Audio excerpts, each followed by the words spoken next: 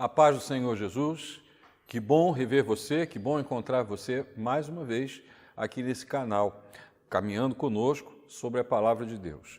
Eu, nesse momento, quero compartilhar com você sobre o primeiro amor ou a perda do primeiro amor. Bom, no outro encontro, na outra mensagem anterior a essa, nós discutimos acerca da liberdade. Nós começamos conceituando a liberdade, dizendo o que a filosofia acredita que pode definir como liberdade, o que a Bíblia diz sobre liberdade, e também perguntamos a você se você se sente verdadeiramente livre. E essa pergunta tem origem no fato de que alguns cristãos não se sentem libertos ainda, muito embora sejam cristãos. Nós mostramos que em Gálatas capítulo 5, versículo 1, Paulo, ele afirma que nós, os que cremos, tivemos o nosso status mudado de escravos do pecado para libertos por Cristo Jesus. Paulo também nos fala naquele versículo que nós temos um Salvador, mas avisa que é necessário que aquele que crê aprenda a lidar com a sua liberdade para não perdê-la. Conversamos a respeito disso e se você deseja ouvir a mensagem anterior a essa, você tem um link aqui deste lado onde você pode acessá-la, ok? E rogo a Deus que abençoe, aquela mensagem também abençoe a sua vida. Hoje eu quero perguntar para você o seguinte: por que alguns cristãos perdem a alegria na caminhada cristã? Por que alguns cristãos perdem a alegria? Ou o que houve com o primeiro amor, aquele amor intenso que temos por Deus nos primeiros dias da nossa caminhada. Vamos voltar ao livro de Gálatas, capítulo 5 e agora versículo 7. O versículo 7 nos diz assim: vocês vinham correndo bem, diz Paulo aos crentes da Galácia. Vocês vinham correndo bem. Quem foi que os impediu de continuar a obedecer à verdade? Quem os impediu de continuar caminhando bem, em obediência, em alegria no início? Bom, o apóstolo Paulo, que escreve essa carta, preocupado com o bem-estar espiritual dos Gálatas, já que eles estão dando ouvidos a pregadores da antiga aliança, a aliança da lei, Paulo se dá o trabalho de fazer uma espécie de diagnóstico dos crentes da Galácia. E ele começa a abordar os problemas que ele identifica naquele grupo, naquela comunidade. Primeiro ele fala do problema da circuncisão. Paulo não é contra a circuncisão em si, mas a circuncisão aqui é uma expressão de confiança que a lei possa salvar. A circuncisão está ligada ao pacto que Deus fez com Abraão acerca dos seus descendentes no Antigo Testamento. Então, a circuncisão aqui não aparece apenas por uma questão de higiene ou de saúde, mas sim como uma expressão de confiança no Antigo Pacto. E nesse sentido, Paulo, então, não concorda com ela, porque entende que é um retorno à lei. No capítulo 5, versículo 2, Paulo diz: eu, Paulo, lhes digo que se vocês se deixarem circuncidar, Cristo não terá valor nenhum para vocês. Ou vocês confiam na antiga lei, no antigo pacto, ou vocês aceitam pela fé a nova aliança que Jesus trouxe e fez com seu próprio sangue. Eles são cristãos, precisam crer e descansar na fidelidade de Cristo Jesus. Paulo, então, aborda outro problema, o problema da justificação pela lei, que também é uma expressão de que eu confio que a lei, ou a minha observação da lei, pode me salvar. É um outro retorno ao antigo pacto. No versículo 4, do mesmo capítulo 5, Paulo diz: vocês que procuram justificar-se pela lei, estão, olha que palavra forte, estão separados de Cristo. A tentativa de me justificar pelos meus esforços ou pela observação da lei de Moisés define que eu não tenho comunhão com Cristo Jesus. E aí, Paulo apresenta o resultado do seu diagnóstico, quando ele diz: vocês caíram da graça. Isso também está escrito no versículo 4. Vocês caíram da graça de Deus. E por que isso aconteceu? Paulo responde no capítulo 5, versículo 9. Um pouco de fermento leveda toda a massa. Ou seja, a mensagem que eu preguei para vocês perdeu a sua pureza, porque pregadores da lei, judaizantes, estão entre vocês anunciando uma outra mensagem, estão apontando para o retorno ao Antigo Testamento, estão apontando para o Antigo Pacto, e vocês têm ouvido essa mensagem e crido nela. Então, Paulo lamenta, que pena, vocês estavam indo tão bem. Que pena! No versículo 7 do capítulo 5, como já lemos, vocês vinham correndo bem. Quem foi que os impediu de continuar a obedecer à verdade? E aí Paulo ainda diz mais uma coisa. O que aconteceu com a alegria que vocês tinham? Onde está o seu primeiro amor? Nós temos um momento na carta aos Gálatas que é bastante emocionante, quando Paulo recorre a memórias do tempo em que ele chegou àquela cidade para fazer a evangelização. Então, essas memórias estão registradas no capítulo anterior, no capítulo 4, versículos 13 a 16. Paulo diz assim, vocês sabem que eu lhes preguei o evangelho a primeira vez por causa de uma enfermidade física. Paulo está se colocando em humildade. Paulo está se colocando em fragilidade física. Ele não é um super-homem que chega na cidade. Ele é alguém frágil, que se identifica com os Gálatas e foi recebido por eles. Paulo continua, e por mais que a minha enfermidade na carne lhes tenha sido uma provação, vocês me trataram ou não me trataram com desprezo. Vocês não me trataram com desprezo, nem com desgosto. Pelo contrário, me receberam como um anjo de Deus, como o próprio Cristo Jesus. Aí Paulo faz a seguinte pergunta, o que aconteceu com a felicidade que vocês tinham? O que aconteceu? O que mudou daqueles dias para cá? Por que posso dar testemunho de que, se fosse possível, vocês teriam arrancado os próprios olhos para me dar? Olha a que ponto eles amaram Paulo e receberam Paulo com alegria. E aí Paulo diz, será que por dizer a verdade me tornei inimigo de vocês? Paulo está dizendo que eles estão se afastando, que eles estão lhe tratando com frieza, que eles já não estão ouvindo o que Paulo diz. Querido, não é assim que acontece conosco também? Às vezes nós iniciamos a nossa caminhada cristã com tanta alegria, recebemos a Cristo e olhamos para o pastor com tanto amor e olhamos para os irmãos como os nossos parentes chegados, mais amados ainda, muitas vezes, do que a nossa família. Convivemos com a igreja, com a comunidade cristã e aguardamos com alegria a chegada do domingo, quando vamos nos encontrar com os irmãos e nos felicitar com eles, comemorar com eles no momento de adoração ao nosso Deus. Sentamos nos primeiros bancos, queremos aprender tudo e evangelizar o mundo. E muitas vezes, no decorrer da caminhada, esse amor se esfria e as pessoas que antes eu amava já se tornam indesejáveis. E o pastor que eu tanto respeitava já se torna uma pessoa pesada, não quero muita comunhão com ele, e já é um peso estar na igreja, e a minha vida de oração está dificultada. O que aconteceu com a alegria dos primeiros dias? O que aconteceu com o primeiro amor? Não se esqueça que Paulo diz que um pouco de fermento leveda toda a massa. Abraçamos muitas vezes doutrinas que não foram ensinadas por Jesus, normas que não são de dentro da vontade de Deus, e tropeçamos nelas, e perdemos a alegria, e nos afastamos de Deus, e nos afastamos das pessoas também. Deixa eu lembrar alguns fatos da Escritura que nos ajudam a evitar viver isso.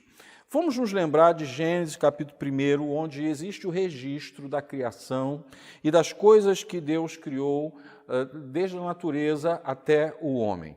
Nós temos ali dias em que Deus trabalhou criando todas as coisas, animais, minerais, vegetais, céu, terra e tudo que conhecemos.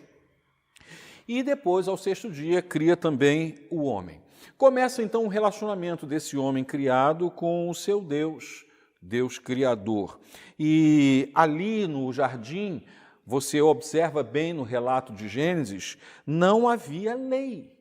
Não houve a manifestação da lei. A lei de Moisés não apareceu ali naquele momento. O relacionamento de Deus com o homem, do homem com Deus, era normatizado pelo amor. Deus vinha, ao cair da tarde, relacionar-se com o homem, e eu imagino que eles tivessem longas conversas, em que Deus revelava não só as coisas criadas, como a si mesmo, e o que estava ali normatizando isso, regendo essa relação, era o amor. Mas e aquele fruto não era uma lei? Eu não vejo assim. O fruto proibido, na verdade, era uma oportunidade. Era uma oportunidade que Deus deu ao ser humano para expressar o seu amor pelo seu Criador. Enquanto o homem respeitasse aquilo que Deus havia dito a ele, o homem estaria dizendo a Deus que o ama a ponto de obedecê-lo. E então isso faria com que a sua relação com Deus permanecesse daquele jeito.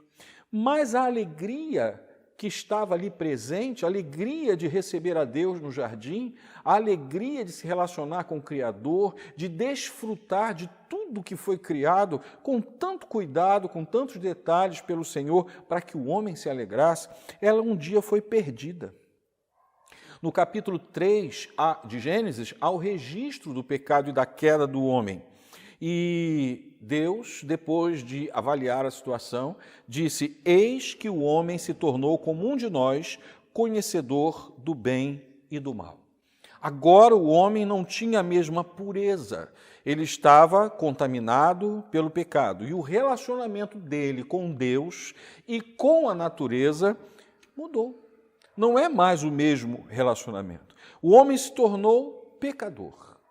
O homem nunca deixou de ter necessidade de ter um Deus, mas passou a não amar mais ao Senhor. Portanto, ele passou a construir seus próprios deuses e se tornou idólatra.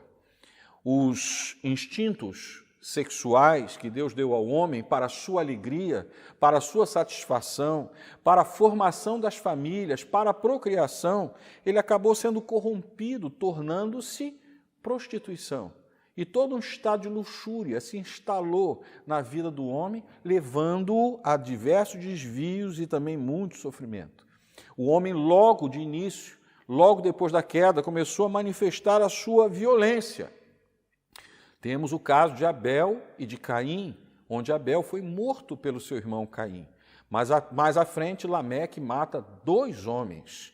E aí começam a ser construídas armas, e vêm as guerras, e homens passam a matar outros homens com relativa facilidade. Observe bem o estado de corrupção em que o homem caiu, em que as coisas aconteceram. E aí, o homem passou a precisar de uma lei. E vieram as leis. Para o homem idólatra, Deus estabeleceu: não terás outros deuses diante de mim.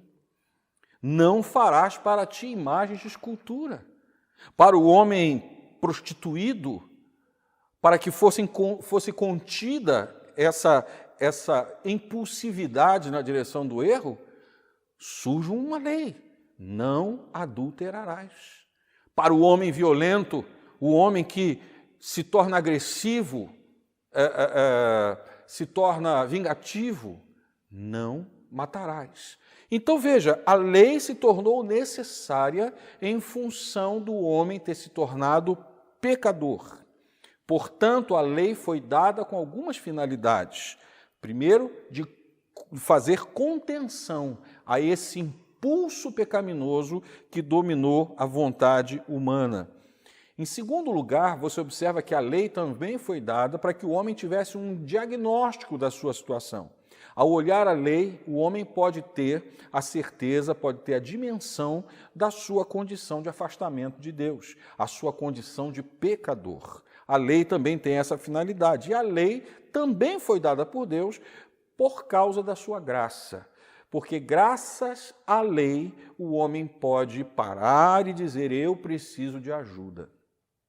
Eu preciso de transformação. Quem me livrará do corpo dessa morte? Como disse o apóstolo Paulo em Romanos, no capítulo 7. Bom, a alegria que foi concedida por Deus e perdida pelo pecado, de acordo com a Bíblia, pode ser restaurada. Essa é uma questão importante. Deixa eu voltar à lei. A lei, ela não salva.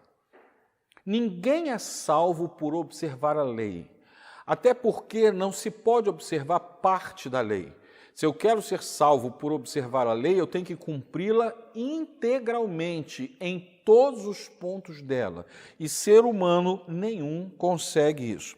Em Gálatas capítulo 5, versículo 4, como já lemos, a Bíblia diz: vocês que procuram justificar-se pela lei, estão, na verdade, separados de Cristo.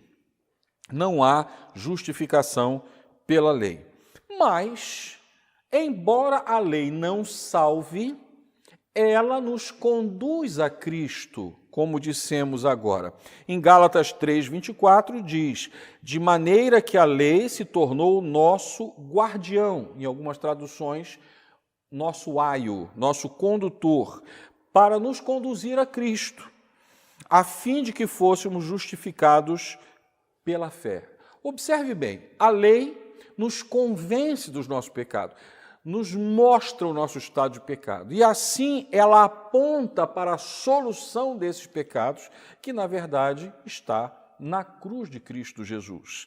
E ali a lei leva o pecador até a cruz, e nesse ponto a lei cessa a sua missão. A lei não foi dada para o justo, ela foi dada para o pecador. E ao levar o pecador a Cristo, ela cumpre a sua missão e cessa o seu trabalho. Agora o pecador está diante da cruz e está separado de Deus pelo seu pecado, mas está convencido de que o pecado deve ser descartado. E ele pede ao Senhor que use com ele de misericórdia, de graça. Então ele recebe da cruz do Calvário, de onde está o Salvador, o perdão que vem após o arrependimento do pecador. E o perdão faz com que esta barreira que nos separa de Deus seja removida. Removida a barreira, eu já não sou mais visto como pecador, mas eu estou perdoado, eu fui justificado. E aí o amor de Deus me alcança. E eu sinto amor pelo meu Salvador, e nesse ponto a alegria é restaurada. Como no início, como naquele tempo em que o homem não havia pecado, a alegria é restaurada no coração. Nesse momento, muitas pessoas, ao sentirem essa alegria, elas se derramam em lágrimas e se tornam tão agradecidas que a lei não é mais necessária. Se eu amo a Deus, eu não vou construir um outro Deus. Portanto, eu não preciso de uma lei que me diga: não terás outros deuses diante de mim. Eu não quero imagens, eu quero a relação com o Deus verdadeiro. Portanto, eu não preciso de uma lei que me diga: não farás para ti imagem de escultura. E como a expressão do meu amor por Deus, ela acaba direcionada para o meu próximo, porque eu preciso amar o meu próximo, essa é a essência da lei, amar a Deus de todo o coração e ao próximo como a mim mesmo. Então, nesse momento, eu não preciso de uma lei que me diga que eu não devo matar o meu próximo, porque o que eu quero, na verdade, é gerar vida na vida do meu próximo, e por isso eu sou enviado por Deus para lhe anunciar o evangelho de salvação. Eu não quero destruí-lo, não quero cobiçar as coisas que ele tem, eu não quero colocá-lo em situação difícil e falar mal dele. Eu recebo com alegria meu pai e minha mãe e não tenho problema de dar a eles honra e cuidado. E esses mandamentos não têm mais a necessidade de estar ali, porque o que governa a minha vida agora, que tive a experiência da cruz, é o amor que eu sinto por Deus e pelas pessoas. Em Gálatas, capítulo 5, versículo 14, lemos assim: porque toda a lei se cumpre num preceito só, a saber, ame o seu próximo como a você mesmo. Amém? Então observe, na cruz está a restauração da alegria perdida. Você ainda vive essa alegria da salvação, ou você a perdeu no caminho, pelas misturas de normas e regras que não são do Evangelho? Faça um teste rápido nesse momento, rapidamente. Responda algumas perguntas que eu vou lhe fazer. O que leva você ao templo? Quando você vai ao culto, o que é que leva você? A alegria de estar lá, ou uma consciência de responsabilidade religiosa? Pense nisso. O que leva você a ofertar? A oferta para você é uma expressão natural de alegria e gratidão, ou é um peso e você se despede dos recursos que está depositando com dor no gasofilácio? O que leva você a orar? Saudade de Deus? Amor? Ou um ritual que precisa ser repetido para que você possa afirmar que é um cristão? O que leva você a ler a Bíblia?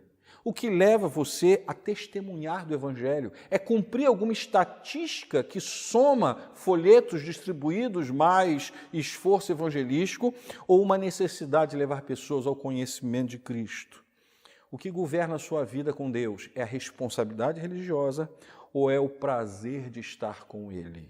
Se não é o prazer, se não é o amor, e se você não tem alegria de caminhar com o Senhor e na obra do Senhor, então você precisa rever sua vida com Deus. Você precisa rever o Evangelho que você crê. Você precisa retornar à cruz e estabelecer com o Senhor mais uma vez um pacto de comunhão para que a alegria seja renovada. Não se esqueça de que Neemias, depois da construção do muro e depois de ler a lei com o seu povo, ele afirmou: a alegria do Senhor é a força de vocês. A alegria do Senhor é o que nos sustenta. A alegria do Senhor é o que deve estar presente na minha relação com Deus. Se não for assim, então eu preciso rever a minha caminhada e certamente curar algumas coisas que estão na minha alma. Talvez neste momento seja uma ótima oportunidade para que a gente ore junto. E eu convido você a fazer isso nesse instante.